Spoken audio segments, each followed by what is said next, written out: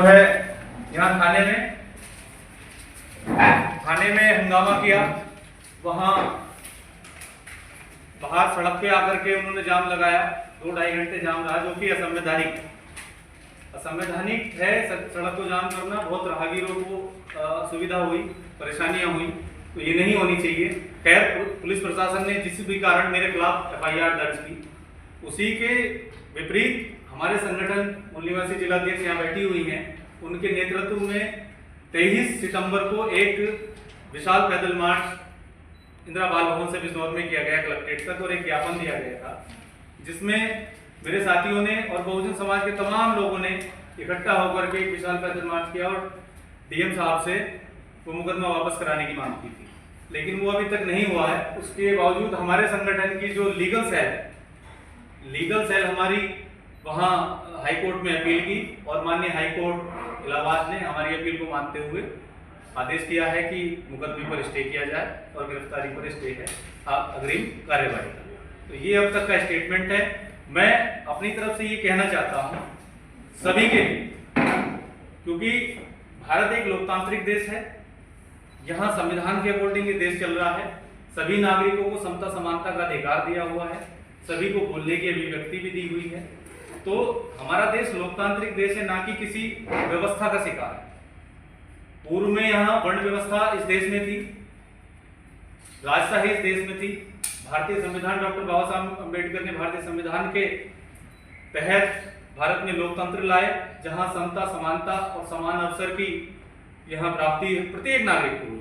हम ये कहते हैं कि चाहे कोई बड़ा है छोटा, जो पुरानी व्यवस्था, जो पहली व्यवस्था थी, जो वर्ण व्यवस्था थी, जो ऊंच नीच का भाव रखती थी, ब्राह्मण वैश्य क्षत्रिय शूद्र, उनको जो ऊंच नीच का भाव रख रही थी, भारतीय संविधान की व्यवस्था ने, बाबा साहब डॉक्टर अम्बेडकर के संविधान ने सभी नागरिकों को समानता दी, और ये कहता है और ये संदेश दिया, ये नारा हमारा भी है कि लोकतंत्र की क्या पहचान, बामन भंगी एक समान।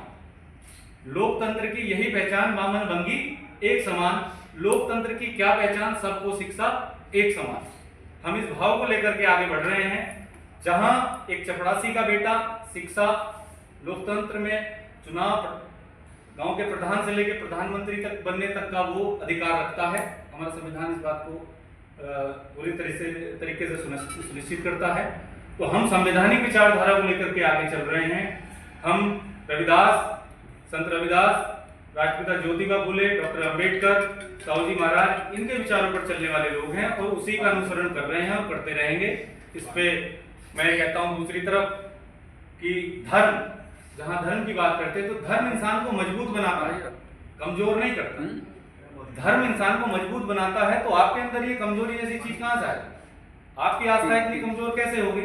यदि आप धार्मिक हैं तो धर्म तो इंसान को मजबूत बनाता है, तो वो आस्था जो कमजोर है उसे छोड़ दो। फिर यदि आस्था आपको कमजोर कर रही है तो उसे छोड़ देना चाहिए, मजबूती को अपनाना चाहिए।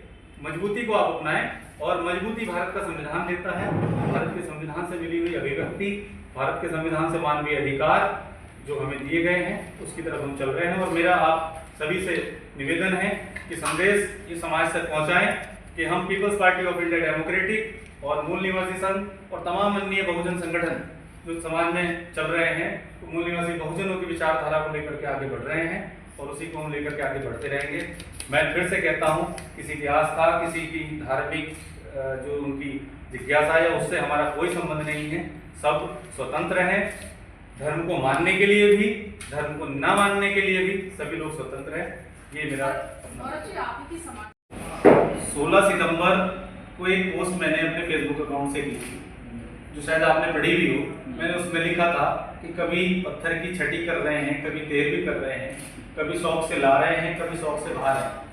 ये केवल SC ST OBC के लोग हैं, और शत्रु दक्षिणा कमा खा रहा है, शिक्षित लोग और पाखंड है प्रचंड, ऐसा मैंने उसमें लिखा था। तो अब कुछ लोगों ने जो है उसे अपने स्तर पे लिया, उनकी अपनी जैसी भी मंशा रही होगी, उनकी जैसी भी सोच, लेकिन कहीं से कहीं तक भी मेरा कोई उद्देश्य किसी की धार्मिक आस्था या किसी की मानसिक आस्था या जो भी है उसको आहत करना नहीं। मेरे लिए सभी धर्मों का मैं आदर करता हूँ, और हम एक लोकतांत्रिक देश में जी रहे हैं, और हमारा देश सेकुलर कंट्री है। हमारा भारत का संविधान हमको आज़ादी देता है, अभिव्यक्ति की आज़ादी, आर्टिकल 19 जो अभिव्यक्ति की आजादी देता है, उसके तहत मैंने पाखंडवाद के विरुद्ध या अपना समाज के प्रति दायित्व समझते हुए अपने केवल विचार व्यक्त किए थे। इसके अलावा मेरा कुछ नहीं था, और ये मेरा दायित्व बनता है, नैतिक जिम्मेदारी भी बनती है कि मैं अपने नागरिकों और अपने देश को पाखंडवाद मुक्त रखूं। आर्टिकल 51 संविधान का ये बात कहता है कि आप देश के नागरिक हैं तो आपको पाखंडवाद के विरुद्ध बोलने की पूरी आजादी है। मैंने वही अपना अधिकार इस्तेमाल करते हुए अपनी बात रखी थी।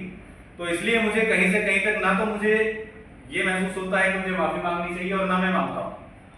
माफी जैसा कोई औचित्य या कोई दायित्व नहीं बनता है, ना किसी प्रकार की कोई शर्मिंदगी या किसी प्रकार की कोई मुझे अफसोस है। मैंने पूरे होशावास में वो स्टेटमेंट दिया, और मुझे खुशी है कि मैं अपने संवैधानिक अधिकारों को जानता हूँ और उनको मैं समाज तक पहुँचाने का प्रयास करता हूँ।